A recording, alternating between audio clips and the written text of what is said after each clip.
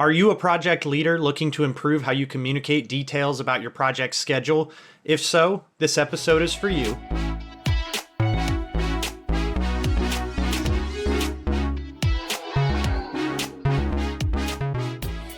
Welcome to Better Projects Today, the bite-sized project management podcast helping you to bridge theory and practice in your own work to create better teams, better results, and better projects today.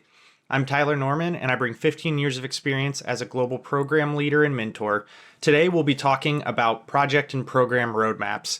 Now, I'm sure from that introduction, you may have thought that I was going to talk about Gantt schedules, detailed project schedules, but those are really two different things when you talk about a roadmap versus a Gantt schedule, and they're used for different purposes.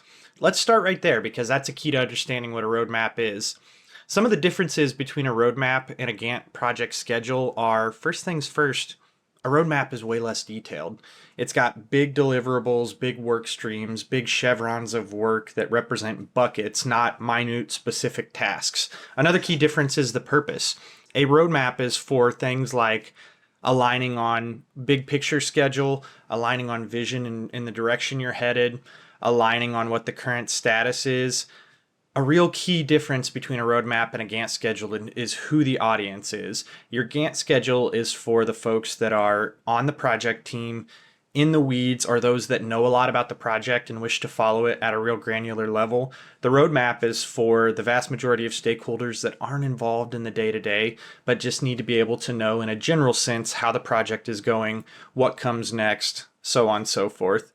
With that, this episode is going to focus on 4 best practices for making project roadmaps that actually matter, that your team will trust, and that you can use as a very specific tool to get your team aligned on a vision. Let's start there. The first best practice is align your roadmap with the vision and objectives of the project. One mistake that I see a lot of project managers make is that when they go to build a roadmap, they simply take their Gantt schedule, pull it up a few levels of detail, and call it done.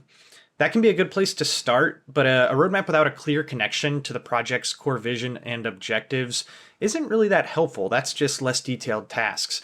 When you begin plotting out your milestones and deliveries, take some time to deeply understand the overarching goals of the project and ensure that your roadmap and then schedule is built around that. Some steps here are do some things like engaging stakeholders early with workshops and meetings to get insights into what their expectations are and how they see the work coming together and being grouped from a work breakdown structure perspective. Define clear objectives. Hopefully your project already has this, but if you get to the point of defining a roadmap and you don't have clear, concise objectives, it's time to get after that quickly. And then lastly, ensure strategic alignment.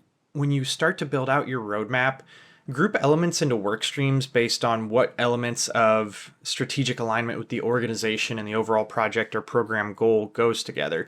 So if you do this, some of the benefits are you'll have stakeholder buy-in. They'll know that their contribution led to how you structured the project's timeline. And you'll also have a unified direction.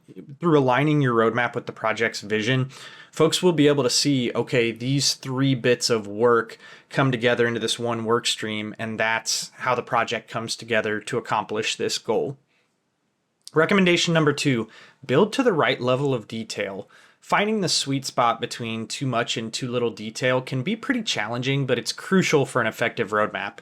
If you get too granular, it becomes that Gantt chart that Gantt schedule we were talking about earlier, and most stakeholders that aren't involved in the day-to-day will see that once and they'll say, that's too much. I don't want to take the time to go through and figure that out. Too vague, and it's not really helpful. It lacks actionable guidance and, doesn't really give any information that's worth reading anyway. A few steps to take to get this right are identify and understand your audience, tailor your level of detail to the needs of your audience.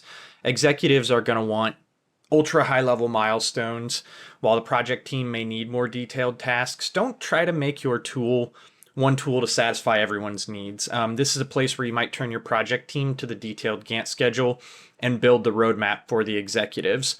Another key is focus on key milestones. Highlight critical deliveries and decision points that are essential for project progress.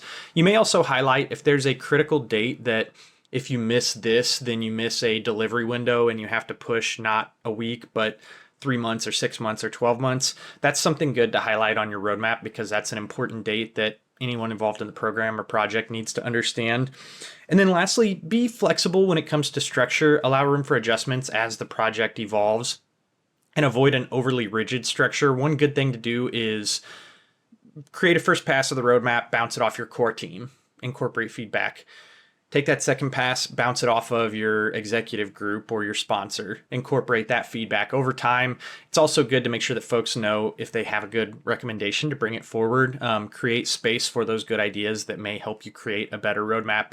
Some benefits of these steps are clarity and focus. If you find the sweet spot on that detail, folks will remain engaged. They'll read it quickly, they'll understand it. And then enhanced communication. A well-balanced roadmap facilitates really good discussion with stakeholders because it gives them vernacular to use for the program. It gives consistent titling. It gives consistent points upon which you can have discussions of, oh, well, if this timeline slips, what's going to happen downstream? It allows everyone to speak the same language. The third step, maintain alignment with actual progress to ensure that your roadmap is considered a source of truth. A roadmap's only as good as its accuracy, and if it doesn't reflect the actual status of the current project, it loses credibility and it loses viability and use as a tool. Some steps for this are regular updates. Schedule frequent reviews to update the roadmap with actual progress, changes in scope, shifting priorities. One thing I do with this is at a minimum when you're issuing new reporting, be that weekly, monthly, whatever it is, you should be double checking your roadmap at that point. You may want to look even tighter than that if you've got a source of truth roadmap out there that's being looked at by users across the org. Another step is integrate this with project management tools. If you have software that can sync your project data with your roadmap for real-time updates, that can be extremely powerful.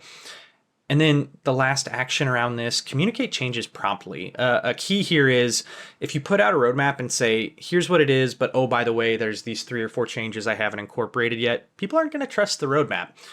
When you put out a roadmap and you know that there are changes in progress, maybe you highlight those as this pending change hasn't been confirmed yet. Maybe you put out your roadmap with changes incorporated and add some verbiage in the email that says newly incorporated is XYZ. Make sure that changes are managed in a way that's effective to ensure that your roadmap is up to date, but also doesn't overwhelm your audience with information. If you take these steps, you'll find that stakeholders trust your roadmap, they find it reliable, and they treat it as a source of truth. That's going to save you a lot of time with questions, and it's going to eliminate a lot of risk through having up-to-date, trustworthy information in front of folks making decisions. And then another piece is the proactive management element. Accurate data allows for early identification of risks and timely decision making. When you use roadmaps well, users across the org will have the ability to see something and go, wait a minute, that's a problem they haven't thought about yet. Let me reach out to project stakeholders. The fourth and last recommendation here, use this roadmap a lot, reference it often, and consider sharing the native file or incorporating it into standalone dashboards. If you build a roadmap and tuck it away in a forgotten folder that no one ever looks at, that serves no one. To maximize the value of your roadmap, the roadmap should be easily accessible, post a shared link, regularly consulted, and included as often as possible. For me personally, every project report gets a roadmap in it. Anytime we're having a discussion around schedule on a standard project meeting, I pull the roadmap up as a source of reference so that we can look at, okay, you're talking about you need 2 more weeks for this deliverable. Let's look at the roadmap together and ensure that everyone is alignment for what that means in terms of other project pieces. Use this tool early and often, and you will find that folks start going to it and proactively bringing you information when they have a change. A few steps to do this are, first things first, share the roadmap widely. Distribute the native file, not a copy, not a static copy that they're going to look at 2 months later and the information will be dated. Share the native file, read only if you have to ensure that team members and stakeholders have access to the latest version at any given moment. Embed the roadmap in dashboards where possible. That will ensure that it's easy to reference, and then encourage regular use. You'll find when you start to use roadmaps a lot, folks will come to you and say, what's going to happen if this moves, or can we pull this forward? And you kind of have to say, well, I've got a file that would help you, start to have that discussion. Or they'll come to you and say, what's the status of the project? What deliverables are you working on? The key here is you're going to get some of those questions, and you can give the helpful nudge of, here, I've got this. Look at this in the future. This can help you. Some benefits of this are increased engagement. When you give easy access to the roadmap, stakeholders will engage more deeply with the project's progress. They'll understand how the pieces fit together, and they'll trust the progress more as well. You'll get less of those, tell me how it's going type questions.